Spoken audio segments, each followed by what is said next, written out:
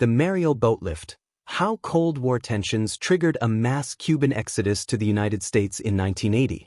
In the spring of 1980, Cold War politics took a dramatic turn when Fidel Castro unexpectedly opened the gates of emigration. Over the next 5 months, approximately 125,000 Cubans made the dangerous journey across the Florida Straits in what became known as the Mariel Boatlift, one of the most significant refugee crises of the Cold War era. This massive wave of migration was fueled by decades of economic stagnation in Cuba, worsened by the ongoing U.S. trade embargo. The island's economic collapse, combined with growing internal dissent, pushed Castro to a bold and controversial decision. In a fiery speech on May 1, 1980, Castro declared, "Those who have no revolutionary genes, those who have no revolutionary blood, we do not want them, we do not need them." This marked a stark reversal of Cuba's long-standing emigration restrictions. Castro directed those who wished to leave the country to do so via the port of Mariel. What followed was a chaotic and historic migration effort. Families packed into fishing boats, shrimp trawlers, and private vessels, risking their lives to reach American soil. The Mariel Boatlift sent shockwaves through U.S. immigration policy and tested Cold War diplomacy. While many Americans welcomed the refugees, the influx raised significant concerns about border security, resettlement logistics, and the long-term strain on social services. Yet despite the challenges, the Mariel immigrants, known as Marielitos, would go on to reshape communities in Florida and across the country, leaving a complex legacy rooted in the geopolitics of the Cold War. Cold War pressures and the economic collapse that fueled the Mariel Boatlift. The opening of Cuba's borders in 1980 did not occur in a vacuum. It was the result of mounting economic hardship and political unrest, shaped heavily by Cold War dynamics. As the United States and its allies escalated pressure on Fidel Castro's regime, Cuba's already fragile economy began to unravel. Since the U.S. imposed a trade embargo in 1962, Cuba's economy had remained deeply dependent on Soviet support. But by the late 1970s, the Soviet Union itself was entering a period of stagnation, leaving Cuba vulnerable and isolated on the global stage. These Cold War alignments further deepened the country's economic crisis. By the end of the 1970s, even those who once supported the 1959 Cuban Revolution were beginning to lose faith. This disillusionment erupted in waves of asylum attempts, most notably at foreign embassies in Havana. On May 13, 1979, a group of Cuban citizens rammed a bus into the Venezuelan embassy seeking asylum. Just weeks later, on June 11, Cuba's National Revolutionary Police, PNR, opened fire on another group trying to storm the same embassy. Additional incidents followed, including a July 16 attempt by 2 Cubans, and finally, a major escalation on April 1, 1980. That day, 6 Cuban dissidents crashed a bus into the Peruvian embassy's perimeter fence in a desperate bid for freedom. PNR officers responded with gunfire. A stray bullet fatally struck one of their own, Officer Pedro Ortiz Cabrera. The Cuban government demanded the return of the asylum seekers to face trial, but Peruvian officials refused and instead granted them political asylum. Fidel Castro's response was immediate and strategic. On April 4, 1980, the Cuban government issued a formal statement withdrawing all PNR security personnel from around the Peruvian embassy. In view of the regrettable death of a guard at the Peruvian embassy and the Peruvian government's tolerant attitude toward such criminals, the government of Cuba has decided to withdraw the guards from the Peruvian diplomatic mission. We cannot give protection to embassies that do not cooperate with that protection. This withdrawal of security led to a dramatic turning point. With embassy compounds now exposed, thousands of Cubans took the opportunity to flee. Within days, over 10,000 political dissidents flooded into embassies across Havana, further exposing the depth of internal dissent and economic desperation.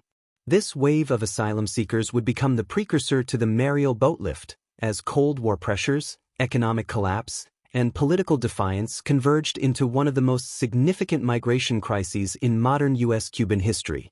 Castro opens Mariel Port, launching a defining chapter of the Cold War migration crisis. On May 1, 1980, amid rising domestic unrest and mounting Cold War pressure, Fidel Castro made a stunning announcement.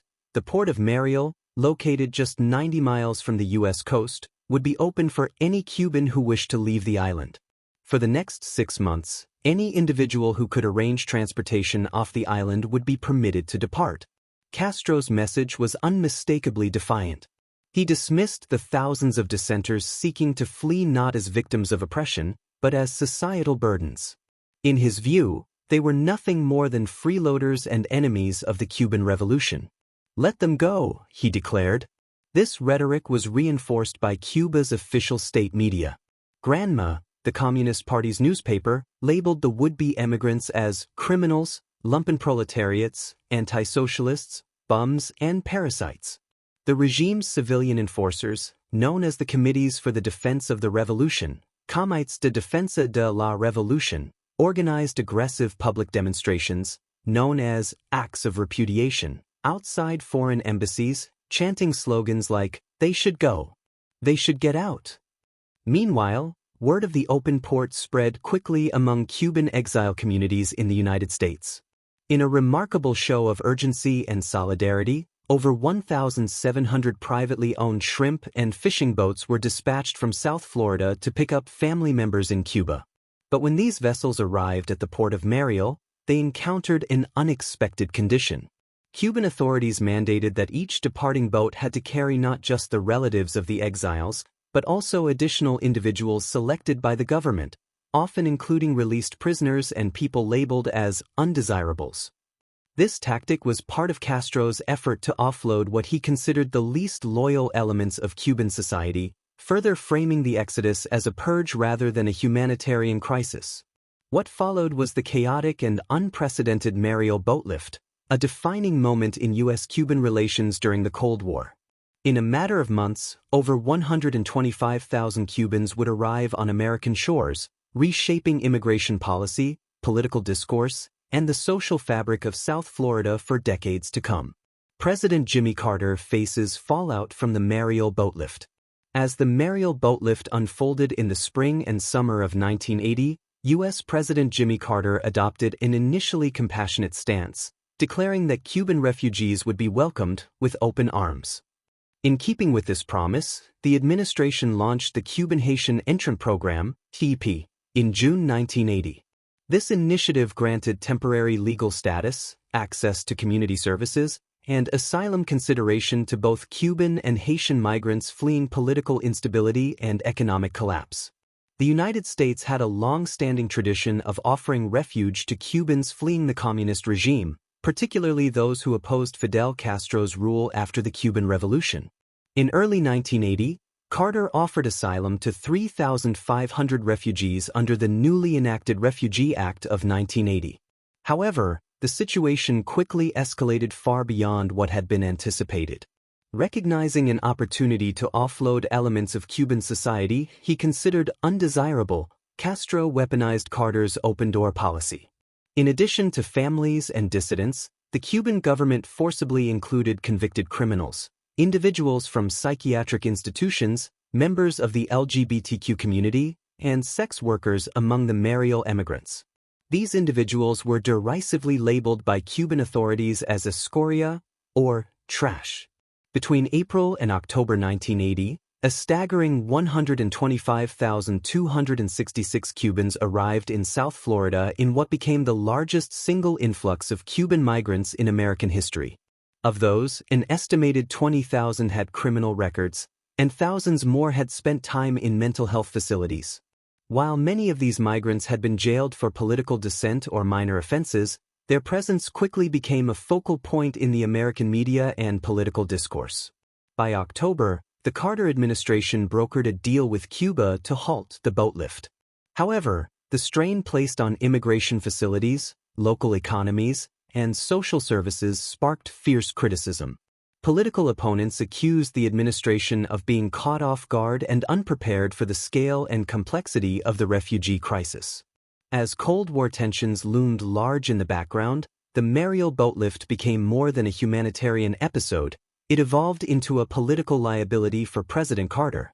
The event exposed deep divisions in U.S. immigration policy, challenged public perceptions of refugee resettlement, and contributed to Carter's growing political vulnerability heading into the 1980 presidential election. The Marielitos, redefining the Cuban-American identity in the Cold War era. The arrival of more than 125,000 Cubans during the Mariel Boatlift marked a turning point in the narrative of Cuban migration to the United States. But unlike earlier waves of middle-class, light-skinned exiles welcomed in the 1960s, the Marielitos, as they came to be known, faced a profoundly different reception. According to Amalia Datch, assistant professor of higher education at the University of Pennsylvania, the Marielito refugees were granted significantly less time on refugee assistance programs and received fewer resources for education, employment, and federal aid compared to previous Cuban exiles. This stark disparity reflected both policy decisions and social perceptions of the new arrivals. The Marielitos came from a broader and more marginalized cross-section of Cuban society. Many were Afro-Cuban, working class, LGBTQ, or individuals with histories of incarceration or time spent in mental institutions. In 1980s America, a time when stigmas around race, sexuality, and mental health remained deeply entrenched, these aspects fueled negative portrayals in the media. Pop culture, most notably films like Scarface, amplified public fears by linking the Marielitos with crime and disorder, often overlooking the broader political and humanitarian context. Yet these migrants, facing both systemic neglect and cultural alienation, gradually carved out a place for themselves. The Mariel Boatlift forced the pre-existing Cuban-American community, particularly in Miami, to reckon with a more complex and inclusive vision of Cuban identity, one that would later expand even further with the arrival of more than 35,000 balseros in 1994, many of whom crossed on makeshift rafts. Through resilience and cultural contribution, the Marielitos ultimately broadened the American understanding of Cuba, its people, and the political complexities that defined Cold War-era migration. One of the most poignant reflections on this journey came from novelist Reynaldo Arenas, a Marielito refugee interviewed in the 1980 U.S. Information Agency documentary In Their Own Words. In reality, what I'm feeling isn't in any way a victory, as if we are arriving with great happiness. But I can say that I feel at peace. I made it out and I'm alive. It's the same feeling you get when your house burns down. You escaped, but still, the house burned down.